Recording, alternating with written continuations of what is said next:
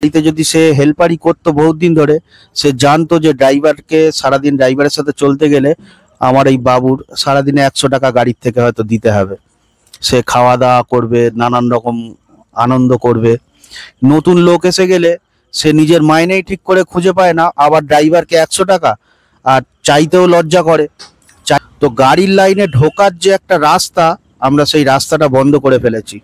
অনেক ড্রাইভার কাউকে শেখাতে সাহায্য করে, আর অনেক ড্রাইভার আছে, বিশেষ করে আমার এই পাশে বসে আছে বাবুকে যদি নতুন লোক দিয়েছে, কাউকে শেখাবার ক্ষমতা নেই। তো হেল্পার না রাখার ফলে আমাদের কতটা উপকার হয়েছে আর কতটা ক্ষতি হয়েছে, আমরা অজান্তে তাদের জন্য কতটা ক্ষতি করে গেলাম না উপকার করে গেলাম। নমস্কার বন্ধুরা, আরও একটা নতুন ভিডিও নিয়ে চলে এসেছি আমি আপনাদের কাছে। তো আজকের কি বিষয় ভিডিও একটুখানি বলি। আমরা বাসের হেল্পারগুলো গেট থেকে তুলে দিয়েছি, বাসে আর হেল্পার রাখি না। তো হেল্পার না রাখার ফলে আমাদের কতটা উপকার হয়েছে আর কতটা ক্ষতি হয়েছে, সেই নিয়েই আজকের ভিডিও। 7 বছর, 8 বছর, 10 বছর, 12 বছর আগেকার কথা বলছি বন্ধুরা। আমাদের গাড়িতে আগে, আমার কলকাতা রুটে বা এই হারোয়া ডানকুনি রুটেও গাড়িতে হেল্পার থাকতো।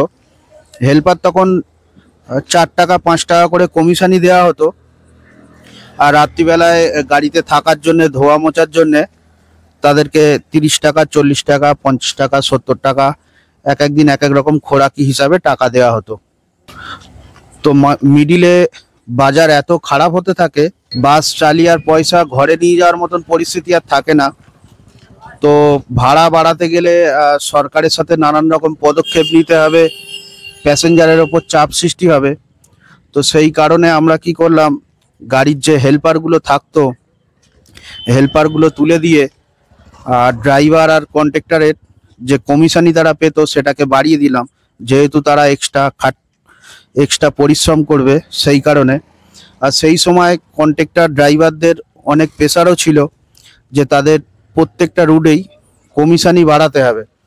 তারা যা কমিশনই তখন পেতো 10 টাকা, কোনো রুটে 11 টাকা, কোনো রুটে 12 টাকা, সেই কমিশনিতে তাদের চলতো না। তো সেই কারণে হেল্পারটা তুলে দিয়ে তাদের 4 টাকা 5 টাকা কমিশনটা ড্রাইভার আর কন্ট্রাক্টরের ভেতরে ভাগ করে দেওয়া হলো। আমরা মনে মনে ভাবলাম, বিশেষ করে আমি, যে আমার ইনকামের জায়গাও এখন ঠিক থাকলো, ড্রাইভার আর কন্ট্রাক্টরের যে কমিশনটা বাড়াতে হবে সেটাও বেড়ে গেল, আমার ইনকামের জায়গাও ঠিক থাকলো। তো সেই চক্করে আমরা হেল্পারগুলো গাড়ি থেকে প্রত্যেকটা মালিকই তুলে দিই। আর তার বেশ কিছু বছর আগে সব 2 গেটের গাড়ি থাকতো, 2 গেটের গাড়ি ছিল আর কি। সেই সমস্ত গাড়িগুলো যখন একটু পুরনো হতে থাকলো, তারপরে সব নতুন নতুন গাড়ি রোডে এলো।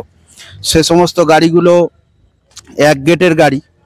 তো সমস্ত 2 গেটের গাড়িগুলোকে একটা করে গেট বন্ধ করে দিয়ে সিঙ্গেল গেট তখন করে। ফলে এক একটা করে কন্ট্রাক্টরও এক্সট্রা হতো, রোডে স্টাফ এক্সেস হয়ে গিয়েছিল। তো সেই কারণে হেল্পারে সবাই ডিউটি করতো। তো হেল্পারটা পরবর্তীকালে এইভাবে তুলে দেওয়া হলো।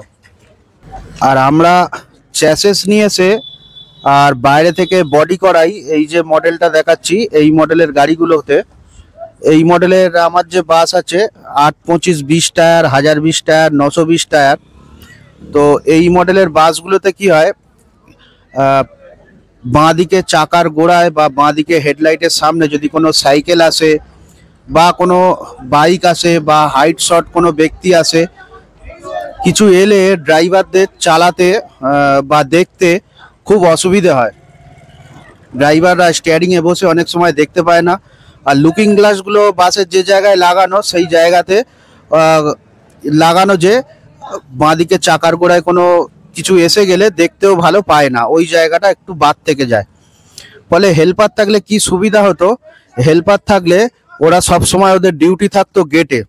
তো গেটে ডিউটি থাকার ফলে বাঁদিকে চাকার গোড়ায় কোনো রকমে কেউ এলে, বাইক, সাইকেল, টোটো, অটো বা যে কোনো ব্যক্তি এলেই সঙ্গে সঙ্গে ড্রাইভারকে ইনফর্ম করে দিত। হাতে যে ঘন্টি থাকে, ঘন্টি টেনে দিত বা বলে দিত বাঁদিকে কিছু আছে। তো হেল্পার থাকলে একটা মারাত্মক এটা একটা সুবিধা হতো। আর কোম্পানির যে বাসগুলো আছে যেমন ভলভো বাস আছে, মার্কো পোলো আছে, টাটা কোম্পানি, লিল্যান্ড কোম্পানি, অনেক যে বাসগুলো আছে লিঙ্কস, নিজস্ব বডি ম্যানুফ্যাকচারিং করে বাইরে ছাড়ে। ওই বাসগুলোতে কি হয়, ও সামনের কাঁচগুলো অনেক বড় দেয়া, ফলে বাঁদিকে চাকার গোড়ায় কোনো কিছু এসে গেলেই ওরা দেখতে পেত। প্লাস বাসের মিডিলে বা সাইডে এমনভাবে একটা লুকিং গ্লাস দেওয়া থাকে, আপনারা দেখবেন সেই লুকিং গ্লাসে বাসের সামনে বা সাইডে কিছু এলেই সাথ সাথ ধরা পড়ে। কিন্তু আমাদের এই বাসগুলোতে ধরা পড়ে না।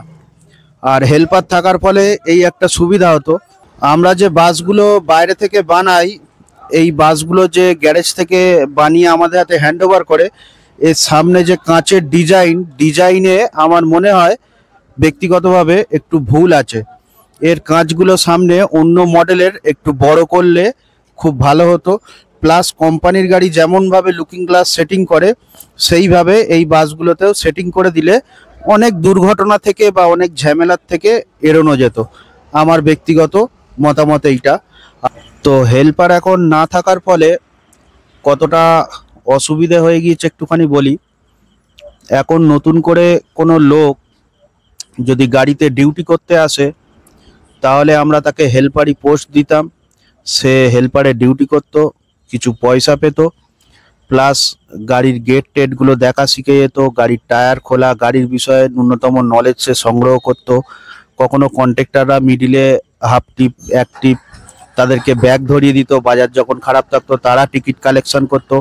আস্তে আস্তে গাড়িতে ডিউটি করা শিখে যেত।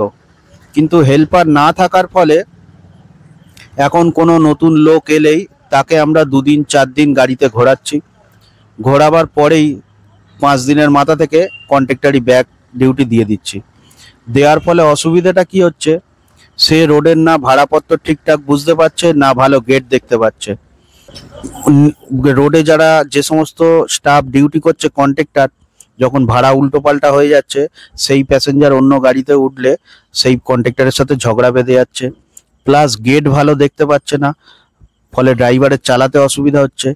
তো ড্রাইভার তখন মালিকের কাছে কমপ্লেন করছে, দাদা এই লোক চলবে না, ফলে সে লোককে আমাদেরকে বাদ দিতে হচ্ছে। ফলে এরকম গাড়িতে অনেক লোক এসে ডিউটি করতে এসে ঘুরে চলে গিয়েছে, আর ডিউটি তাদের এই গাড়ির লাইনে আর শেখা হয়নি। আর কিছু কিছু লোক কষ্ট করে শিখে ফেলেছে। অনেক ড্রাইভার কাউকে শেখাতে সাহায্য করে, আর অনেক ড্রাইভার আছে, বিশেষ করে আমার এই পাশে বসে আছে বাবুকে যদি নতুন লোক দিয়েছে, কাউকে শেখাবার ক্ষমতা নেই। গাড়িতে অনেক নতুন লোক এসছে, গাড়িতে বলছে দাদা গেট দেখতে পাচ্ছে না, দাদা ভালো টিকিট কাটতে পারছে না, রাত্রিবেলায় ভাড়া হচ্ছে না, তো প্যাসেঞ্জারের কাছে ভাড়া নিতে পারছে না ঠিকঠাক, এই কারণে ওকে চলবে না।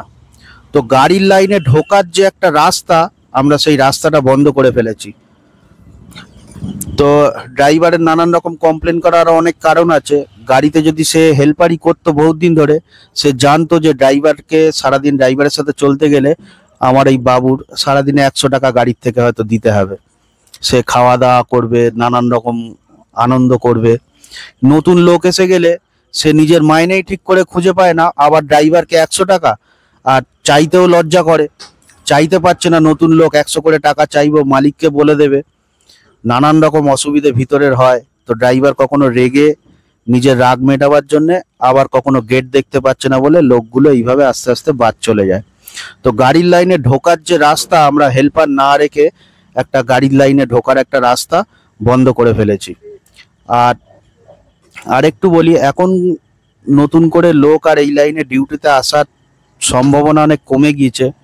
যে সমস্ত ব্যক্তিরা চাকরি করে, চেষ্টা করে তার পরিবার পরিজন ছেলেদের চাকরির লাইনে ঢোকাবার। 2 দিন আগেকার একটা ভিডিও আপনাদেরকে আমি এতে দেখিয়ে দেব। এই রোডের স্টাফ ডিউটি করছিল, ওনাদের ছেলেরা আছে, অনেকে আছে। আমি বললাম তোমার ছেলেকে কি এই লাইনে নিয়ে আসবে, গাড়ির লাইনে ডিউটি করাতে? তারা পরিষ্কার বলে দিল না। তো তার কি কারণ, সে ভিডিও পরে নিয়ে আসবো। তো ছেলেকে কি এই গাড়ির লাইনে নিয়ে আসবে, একবার জেনে নেওয়া যাক। না না, তোমার ছেলেকে এই লাইনে দেবে না না, তো তোমার ছেলেরা আর এই লাইনে নিয়ে আসবে তুমি? না না না। তো যত স্টাফের কাছেই যাবেন, ম্যাক্সিমাম লোকই বলবে তাদের ছেলেদের আর এই লাইনে নিয়ে আসবে না। কন্ট্রাক্টররা ভিতরে টিকিট কাটতে অনেক সময় ব্যস্ত হয়ে যায়, আর ড্রাইভার একা গাড়ি চালায়, তাকে একাই গেট দেখতে হয়, ফলে ড্রাইভারের ওপর একটা প্রেশারও পড়ে আর একটু রিস্কও থাকে, যেহেতু একা গাড়ি চালাচ্ছে, একাই গেট দেখছে, সব কাজ নিজেকে করতে হচ্ছে, ফলে একটু রিস্কও থাকে। নতুন যে সমস্ত মালিক আর পুরনো যে সমস্ত মালিক BS6 বা BS7 যে গাড়িগুলো নিচ্ছে, আমরা অজান্তে তাদের জন্য কতটা ক্ষতি করে গেলাম না উপকার করে গেলাম, আপনারা কমেন্ট করে নিশ্চয়ই আমাকে জানাবেন। আর সংগঠনের সাথে যখনই আমি মিটিংয়ে বসবো এই হেল্পারের ব্যাপারে, নিশ্চয়ই সেখানেও আমি আলোচনা করব বা এই টপিকটা তুলে ধরবো। আর আমার ভিডিও আপনাদের কেমন লাগলো আপনারা অবশ্যই আমাকে বলবেন। আর আমাকে উৎসাহ যোগাবার জন্য অবশ্যই আপনারা সাবস্ক্রাইব করে যাবেন, লাইক করবেন আর কমেন্ট করবেন। আর আমি উৎসাহ পেলে আপনাদের জন্য আরো নতুন নতুন ভিডিও আমি নিয়ে আসবো।